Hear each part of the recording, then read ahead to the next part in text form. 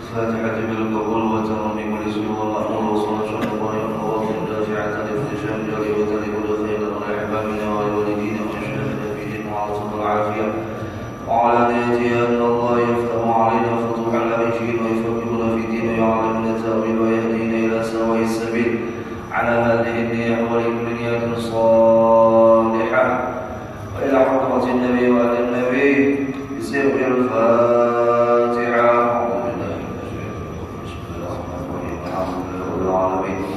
الرحمن الرحيم مالك يوم الدين إياك نعبد وإياك نستعين اهدنا الصراط المستقيم صراط الذين أنعمت عليهم غير المغضوب عليهم ولا الضالين آمين.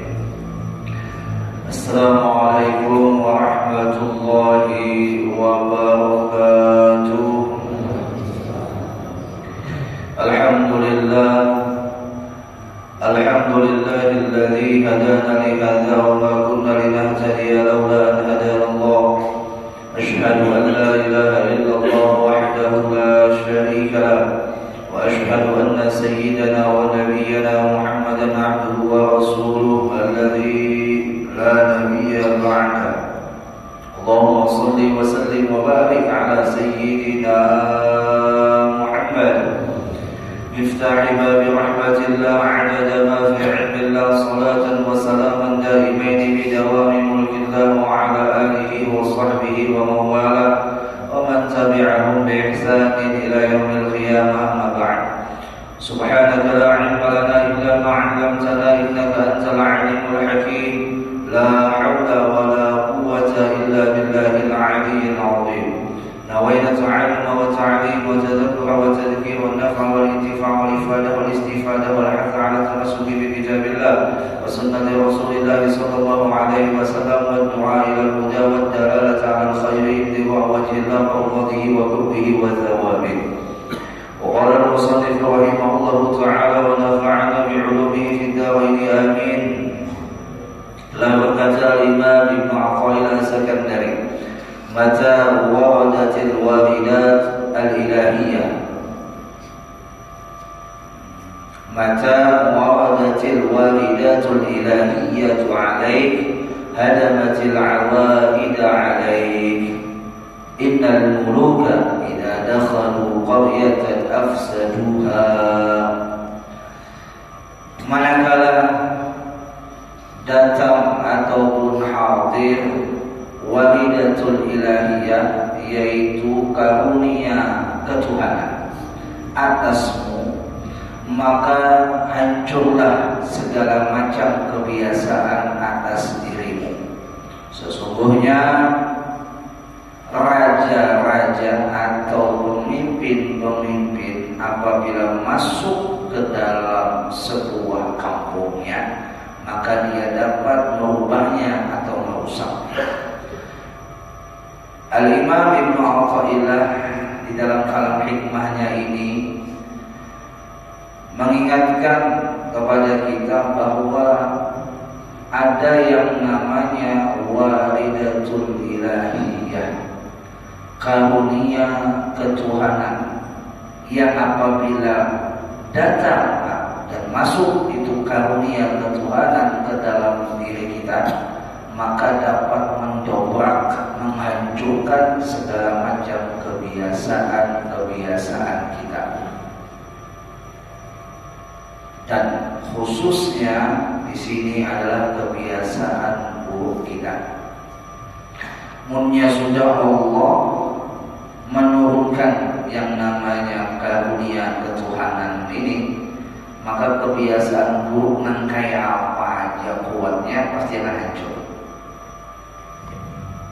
Waridatul ilahiyah ini bisa berupa quwwatul mahabbah, bisa juga berupa quwwatul khasyiyah, bisa juga berupa quwwatul khawf, bisa juga berupa quwwatul syauq. Quwwatul mahabbah, kuatnya kecintaan seseorang kepada Allah, itu dapat merubah segala macam kebiasaan buruknya. yang tadinya kebiasaannya umpama saja malam begadangnya dengan sesuatu yang sia-sia, begadangnya dengan sesuatu yang haram, bahkan umpama nonton sesuatu yang mendatangkan dosa, umpama lagi duduk ngumpul bareng sama teman sambil main judi, kebiasaannya seperti itu. Tapi karena turun walidatul ilahiyah di dalam dirinya, yaitu kuwatul mahabbah, kekuatan cinta kepada Tuhannya, itu tumbuh bersemi di dalam dadanya, hingga akhirnya kebiasaan begadangnya itu berubah 360 derajat. Yang tadinya main tadinya main judi, jadi asik di pasahapan sujud lawan Tuhan dengan tahajudnya. Yang tadinya nonton sesuatu yang sia-sia, berubah dia menonton kajian-kajian agama sebelum tidurnya. Tetap saja rutinitasnya umpama begadang, cuman begadangnya beda dengan sebelumnya. Sebelumnya begadang dengan sia-sia, yang ini begadangnya dengan yang manfaat. Kita ambil contoh saja, kekuatan cinta ini dapat mendongkrak segala macam kebiasaan manusia. Di antaranya adalah ketika orang itu sedang bercinta dengan pasangannya, tengah malam buta, sang kekasih nelfon minta jemput, hujan deras, ya mati lampu. Kira-kira nih, yang kuat cintanya kepada si kekasih, dia akan mendongkrak rasa takut di malam yang gelap. Dia dongkrak rasa takut dengan yang namanya dingin. Padahal orang ini kadang kalau kena hujan sedikit garing. Orang ini takutan yang namanya gelapnya malam. Tapi karena kekuatan cinta, tengah malam buta sekalipun, hujan deras sekalipun, kalau sudah sang kekasih atau sang yang dicintainya itu memanggilnya, dia datang. Ini kekuatan cinta.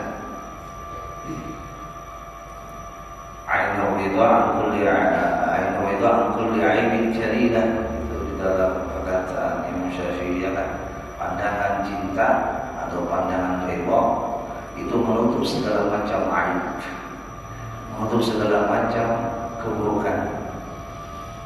Kalau sudah pandangan hatinya itu cinta, wah sudah cintanya, apapun yang diinginkan oleh orang yang dicintainya, apapun keadaan orang yang dicintainya, maka dia tidak peduli. Dia terus akan mendongkrak hal-hal yang menghalanginya untuk bisa sampai kepada yang dicintainya. Dia tidak akan percaya omongan-omongan orang lain yang menjelekkan orang yang dicintainya. Ini kalau sudah datang yang namanya kekuatan cinta. Sebaliknya, kalau sudah datang keburukan atau kebencian di dalam hatinya, maka sebaik apapun orang itu pasti dilihatnya ada baik. Jadi intinya pembahasan subuh hari ini adalah walidat atau pemberian Tuhan yang berupa kuwatul mahabbah ini, kekuatan cinta ini. Apabila sudah didapatkan oleh kita, maka jangan heran keadaan kita pasti akan berubah. Dan apabila itu terjadi pada kawan kita, pada keluarga kita, pada anak bini kita, maka jangan heran, jangan kaku, jangan takjub, ya kan? Dia pasti akan berubah. Kenapa? Karena Allah telah turunkan wahidatul ilahiyah di dalam dirinya. Sampai Al-Imam Ibn Al-Failani menyebutkan innal muluk idza dakhalu qaryatan afsaduha. Sesungguhnya raja-raja itu bila masuk dalam sebuah kampung maka dia akan merusaknya. Maksudnya kampung itu bisa berubah apabila sudah dituruni oleh rajanya. Kalau rajanya lihat keadaan kampungnya itu buruk dan yang datangnya raja yang baik, maka kampung yang buruk akan berubah baik. Apabila rajanya itu jelek, ya kan, buruk pelangainya masuk di dalam kampung itu, yang tadi baik bisa menjadi buruk. Kita baru aja Allah habis dihadapkan suasana pemilu, Masya Allah. Kita sudah punya pilihan, kita sudah mencoblos, alhamdulillah, dengan damai, dengan aman, dengan tentram. Akhirnya hari itu sudah terlewati. Sampailah pada hari ini berbagai macam isu yang kita dengar, yang kita lihat. Bahkan mungkin itu ada di antara kita bukan mengatakan isu, karena dia sendiri yang menghadapi kasus atau keadaannya seperti itu. Alhasil, kalau nanti sudah diputuskan siapa presiden kita selanjutnya, ya,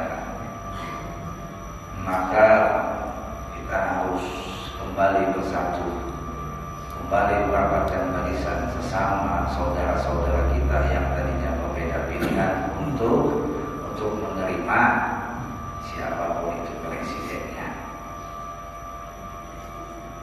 Tapi harus digarisbawahi, siapapun presidennya itu sudah menjadi ketetapan Allah dan kita harus ikhlas menerimanya. Tapi siapapun orangnya, mau 08, 09, 011, 0100, ya, yang jadi presidennya nanti apabila melewati proses yang tidak baik, maka proses yang tidak baiknya tidak boleh kita mensyukurinya. Ya, apapun bentuk kecurangan, bentuk penyimpangan untuk meraih sesuatu, maka bentuk kecurangan dan bentuk penyimpangan tidak boleh kita meridhoinya. Apabila kita meridhoinya, maka kita masuk di dalam sekutunya. Masuk dalam sekutu itu begini, apabila kita tuh percaya bahwasanya orang ini adalah orang yang zalim, lalu kita untuk mata ujar kita biar aja zalim, yang penting kita dapat duit, yang penting kita dapat jabatan, umpama. Ya, dengan demikian apapun kezaliman yang dilakukan pemimpin ini, maka orang ini pun akan dapat dosanya sama. Jadi kita ada mengarahkan kepada siapapun pemimpinnya, kalau sudah menjadi ketetapan Allah itu pemimpin yang kita bakal melanjutkan kepemimpinan di negara kita, maka kita hormat, kita harus setuju, kita harus ikhlas menerimanya. Tapi kecurangan dan penyimpangannya jangan sampai kita ikut mensyukurinya. Ikut mensyukuri kecurangan sama yang ikut menantang larangan Tuhan. Man ghasyana laisa minna, orang yang curang itu bukan golongan kami. Jadi orang yang curang itu bukan golongan Nabi Muhammad, bukan umat Nabi Muhammad. Yang bilang bukan ulun dari Muhammad sendiri. Hadis riwayatnya Imam Muslim sahih. Wasyada laisa minna, orang yang curang dari kami itu bukan dari golongan kami. Ya Allah. Alhasil, raja yang baik apabila masuk ke dalam kampung yang tadinya jelek, itu akan merubah yang jelek menjadi baik. Sebaliknya, raja yang buruk apabila masuk ke dalam sebuah kampung yang tadinya baik bisa menjadi jelek. Itulah yang namanya kekuatan pemimpin. Baik pemimpin dalam lingkungan kita di kampung atau pemimpin yang ada pada diri kita, yaitu hati. Presiden yang ada di dalam diri kita itu adalah hati. Monnya di dalam hati kita ini rusak, maka amal ibadah kita yang lainnya itu rusak, pasti. Sembahyang pian yang bagus sudah, sedekah pian yang bagus sudah, cara melakukannya, cara menyerahkannya, tapi karena hati pian rusak, tidak ikhlas, ada ujub, ada riya, ada sum'ah, ada takabur, ya kan? Yang akhirnya merusak daripada amal ibadah biar yang baik secara lahiriah. Kenapa? Karena pemimpin di dalamnya itu melakukan kerusakan dengan riya, ujub, sum'ah dan lain sebagainya. Jadi Bapak Ibu jamaah rahimakumullah wa athabakumullah. Apapun kebiasaan kita, seburuk apapun kebiasaan kita, apabila walidatul ilahiyah itu masuk ke dalam diri kita, maka segala sesuatu atau segala kebiasaan kita akan hilang, akan sirna, akan hancur. Pertama melewati kuwatul mahabbah, yang kedua melewati dengan kuwatul khasyah, kekuatan takut kepada Allah. Takut kepada Allah membawa orang ini tidak berani melakukan pembangkangan kepada Allah. Kebiasaan buruknya yang menantang Allah pada sembahyang, kan secara tidak langsung orang yang pada sembahyang menantang Allah. Ya. Secara tidak langsung orang yang melakukan maksiat itu menantang Allah. Secara tidak langsung. Walaupun kadang mengatakan waktu dia melakukan maksiat apa dengan Allahnya, ya kan? Aku khilaf, ya. Tapi khilafnya berulang. Ya, khilafnya berulang terus. Secara tidak langsung orang ini sudah menantang Allah, menantang neraka, menantang ancaman Allah. Maka apabila datang kekuatan takutnya kepada Allah, maka yang tadinya seolah-olah menantang secara tidak langsung menantang itu hilang dengan sendirinya, malah gemetar apabila mendengar panggilan Allah melewati adzan, panggilan Allah beberapa munajat, ya kan? Dia seolah seperti laksana anak buah dipanggil oleh komandonya. Apa? Kalau bahasa militer itu apa tuh? Jenderalnya lah, jenderalnya. Apalagi biasanya kan kalau hubungan militer itu bila jenderalnya manggil, siap Pak, laksanakan. Tak ada istilah kena dulu orang wah, coba di kena, langsung dah hukuman, ya kan? Siap laksanakan. Tengah malam buta, ngantuk, bahkan sudah guling, dapat telepon dari komandan. Datang lokasi sekarang juga. Siap, komandan, laksanakan. Wah, tak ada. Kenapa bos? Kena gitu berapa? Ya. Kenapa? Ada rasa takut. Ada rasa takut. Jangan orang mundanya doang nih. Munnya sawat munda, ujarnya dalam hati habis setelah hukuman besok. Ya lah, dicopot pangkat kemiliterannya, uyuh-uyuh sekolah pendidikan, akhirnya karena satu pembangkangan atau satu penundaan yang dia lakukan, semuanya hancur begitu saja. Ini kalau kita tarik ke dalam bahasa militer. Tapi kalau kita bahas masalah yang ada di dalam perkataan Imam Ibnu Athaillah ini adalah ketika kita sudah tumbuh rasa takut kepada Allah, maka segala yang menghalangi kita untuk tidak takut kepada Allah tidak akan bisa. Karena takut kepada Allah itu mendobrak halangan rintangan yang akan menghalangi kita atau merintangi kita untuk sampai kepada Allah. Pokoknya siap laksanakan, ya Allah.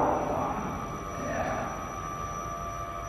Jadi kuwatul mahabbah atau kuwatul khauf atau kuwatul khasyah. Kalau kita tarik lagi dalam istilah lain, walidatul ilahiyah ini bisa juga berupa dengan khauf dengan syauq. Khauf ini ada dua lagi, ada khauful awam, ada khauful khawas. Khauful awam itu ya kan minal iqab wal adab. Sedangkan khauful khawas minal qati'ah wal hijab. Nah, ini bedanya. Khaufnya orang umum ini takut dengan hukuman dan adab. Sedangkan khauf orang khusus itu takutnya terputus dan terhijab. Itu perbedaannya. Khaufnya kita yang awam ini ya kan takutan yang namanya siksaan, takutan yang namanya adab. Tapi takutnya orang khusus itu takutan terputus hubungannya dengan Tuhannya, takutan terhijab dengan Tuhannya. Ini perbedaan takutnya lah.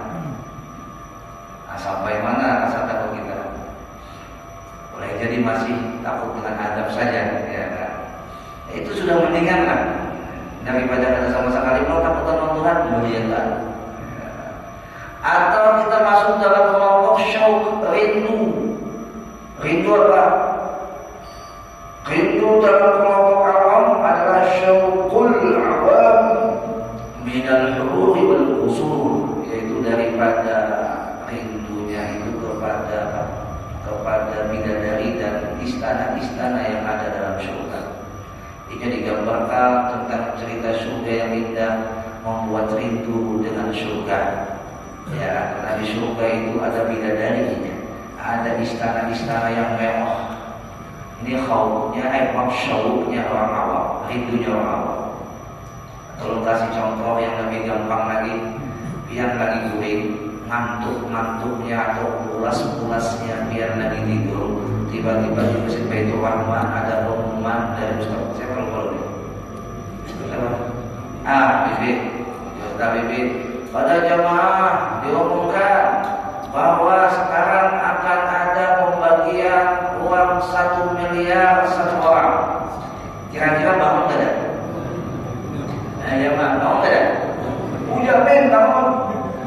Darah sekadar bertaping bisa buka. Mendengar MC pengurang.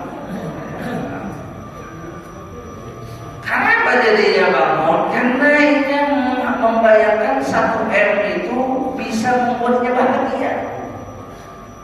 Ini membayangkan 1M itu bisa kita dapati. Begitu juga orang yang syauq rindu dengan surga. Kamu punya sembahyang, dapat surga. Kamu punya puasa, dapat surga. Di surga itu kan ada bidadari. Di surga itu ada istana-istana yang indah. Maka bidadari ini mengalahkan semua wanita yang ada di dunia. Lionya bidadari itu saja menjatuh ke dunia, laki yang sedunia pasti gila. Ayo, lionya aja loh. Secantik-cantiknya pembinaan di dunia, lionya apa bau? Tapi kalau bidadari, lionya aja gugur malah kita gila kayak orangnya. Aneh lagi ya. Maka boleh mau ada mau itu pasti lelaki yang banyak pahalanya itu pasti dia dikasih bidadari, akan disebutkan sampai 12.000 bidadari yang akan diberikan kepada laki-laki yang soleh. Bagaimana istrinya cemburu? Ada lagi istilah cemburu. Mau Ustaz, kalau kayak itu sate kami nggak sanggup melihat laki kami dihubungi bidadari sebanyak itu. Nah, supaya biar sanggup latihan dulu di dunia.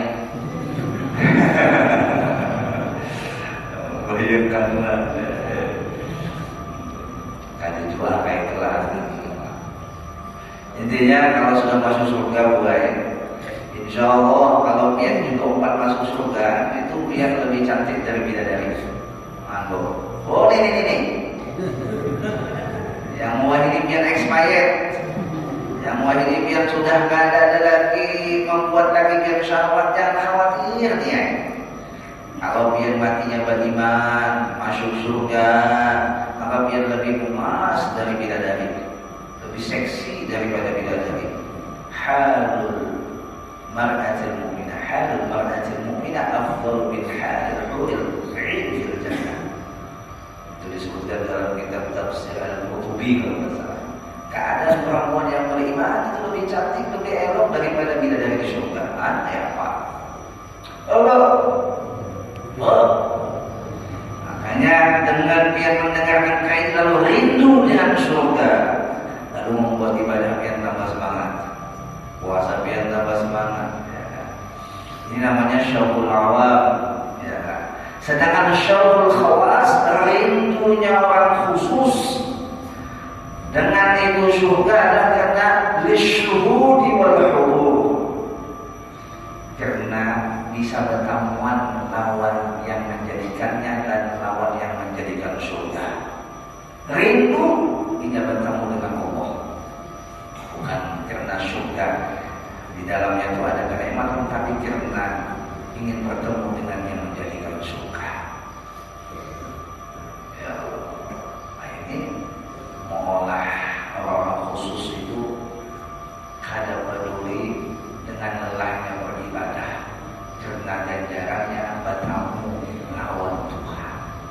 bersama Allah, rindu dengan Allah. Coba biar merasapi pelan-pelan waktu biar makan, ini yang memberi Allah. Waktu biar menghina, ini yang memberi Allah. Waktu biar bisa melihat, ini yang memberi Allah. Kadang-kadang biar rindu bahwa orang yang memberikan semua ini. Dia diberi uang 1 juta, dia pasti akan mencari tahu siapa yang memberi dia uang 1 juta ya. Tiba-tiba datang duit ke rumah dia, lain serangan pajak lain lah, sudah lewat tuh. Datang duit ke rumah dia. Di situ biar lihat ada nama si pembeli. Dan hari pertama biasanya, hari kedua datang pulang 1 juta. Hari ketiga kayak itu pulang tiap hari 1 juta, tiap hari 1 juta. Tidakkah membuat dia penasaran? Siapa yang mengantar ini 1 juta? Rasa penasaran dia membawa dia ingin tahu sampai dia melakukan apapun supaya dia bisa tahu siapa yang beri 1 juta tiap hari ini. Akhirnya dia tahu ternyata yang memberi adalah Haji Ilan. Akhirnya dia cinta mati oleh Haji Ilan. Selalu menyebut kebaikan Haji Ilan, selalu ingat kebaikan Haji Ilan.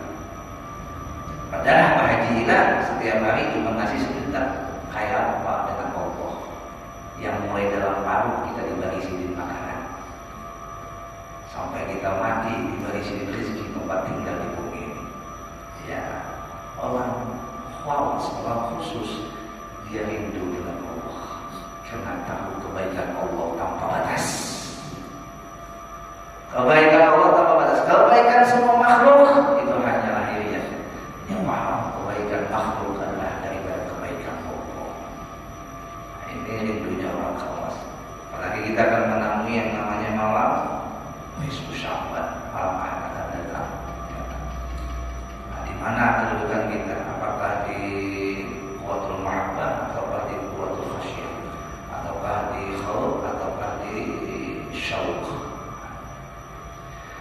Alhasil antara dua ini, antara 4 ini, tujuannya adalah untuk membawa kita semangat dalam mengisi malam-malam istimewa yang telah diberikan Allah kepada kita. Malam istimewa yang Allah berikan di antaranya adalah malam nisfu Sya'ban. Khamsul layalin la turaddu fihinna da'wah, dari malam yang tidak ditolak doanya. Di antaranya adalah Lailatul Nisfi min Sya'ban, yaitu malam nisfu Sya'ban. Dan di malam nisfu Sya'ban adalah malam di mana Allah bertawar.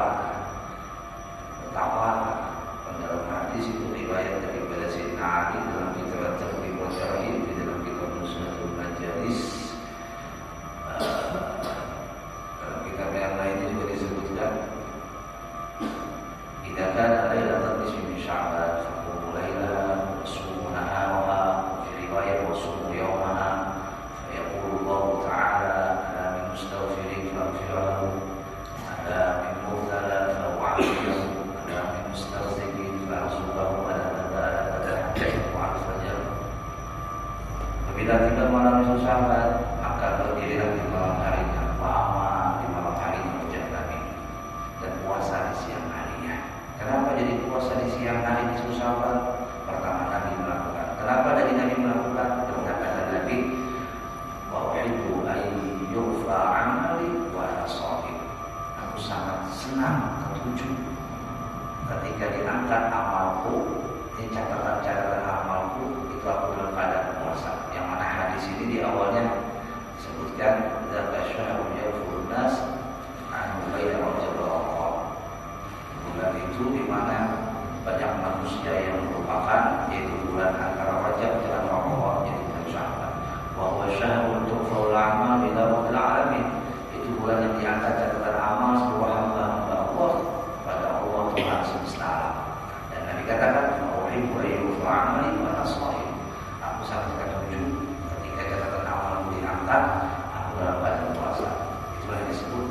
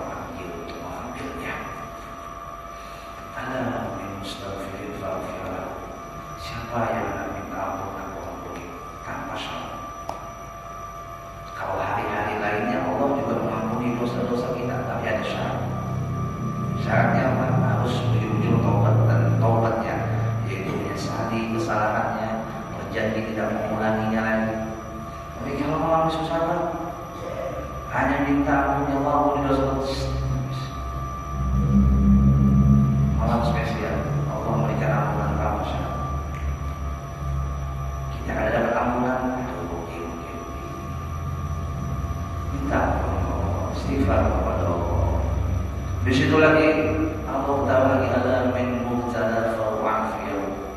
Apa yang kami minta dari bala musibah yang kamu tidak inginkan, aku hilangkan, aku afiatkan. Bala musibah malapetaka yang tidak diinginkan aku afiatkan, aku habiskan, aku ubah menjadi nikmat. Afiat yang tadinya tidak nyaman menjadi nyaman, diafiatkan. Ya Allah. Bala musibah yang paling kita khawatirkan adalah mati kita suruh khotimah. Itu musibah terbesar kita, Allah bilang dari. Bila mati suruh khotimah, maka kita mendapatkan musibah paling besar dalam hidup. Yang tadinya beramal sepanjang masa, pas matinya suruh khotimah, ya Allah, kamu bilang jangan sampai terjadi musibah paling besar. Maka minta di malam Jumat untuk dihindarkan segala macam bala musibah dan mati husnul khotimah. Di antaranya disebutkan tuh jangan lihat baca Yasin. Ya. Kan malam Jumat baca Yasin 3 kali. Masih ingat ya, Pak? Yasin 3 kali. Di situ ada mustarzikin farzuqah. Kami minta rezeki nanti apa yang kembali.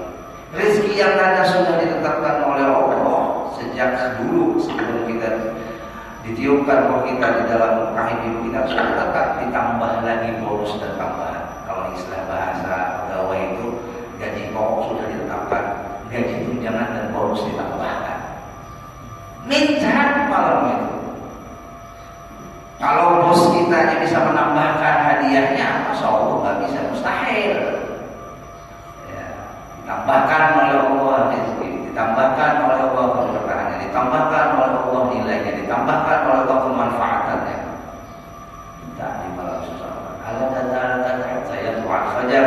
Minta apa lagi di malam itu kabulkan sampai terbitnya matahari di pagi nisfu Sya'ban.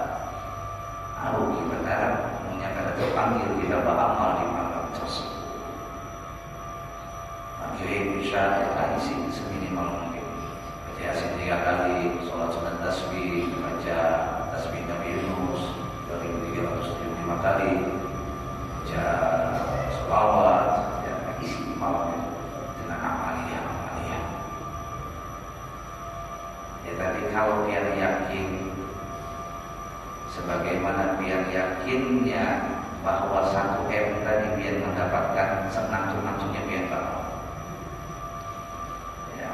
Kenapa kita malas beribadah? Karena kurang yakin itu ya. Kurang yakin. Kita akui. Kalau sudah urusan duit, cepat benar. Tujuan. Bahkan duit bisa merubah iman seseorang. Jujur pada. Dikasih 1 M, masih kuat nolak, tambah ulang 2 M. Masih kuat nolak, tambah ulang 3 M. Masih kuat nolak, tambah ulang 20 M. Nah, sudah. Yo, duit ya. Kenapa jadi berubah? Karena ia menganggap semakin banyak nominalnya semakin membahagiakan dirinya. Kalau cuma sedikit yang menjual iman oke. Ditambah orang nilainya 20 M. Oh, lebih mahal 20 M daripada iman. Mau terbilang ini tadi. Usah sedihnya. Dan jangan sampai kita tuh diuji nanti. Ini paling ujian paling berat. Makanya jangan minta ujian nikmat, bahaya. Ujian nikmat itu bahaya.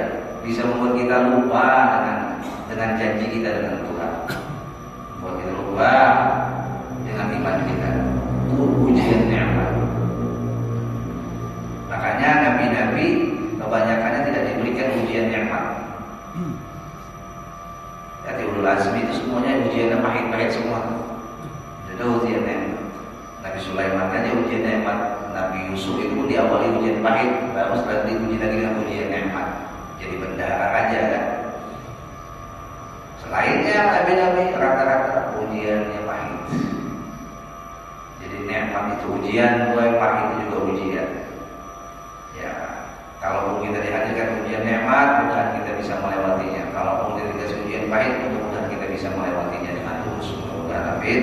Allahumma amin. Nah, apa yang kita rahimahumullah wa ta'ala. Itu saya dapat sampaikan, mudah-mudahan ada manfaatnya. Al-Fatihah. A'udzubillahi minasyaitonir rajim. Bismillahirrahmanirrahim. Alhamdulillahirabbil alamin. Arrahmanirrahim. Maliki yaumiddin. Iyyaka na'budu wa iyyaka nasta'in. Ihdinas siratal mustaqim.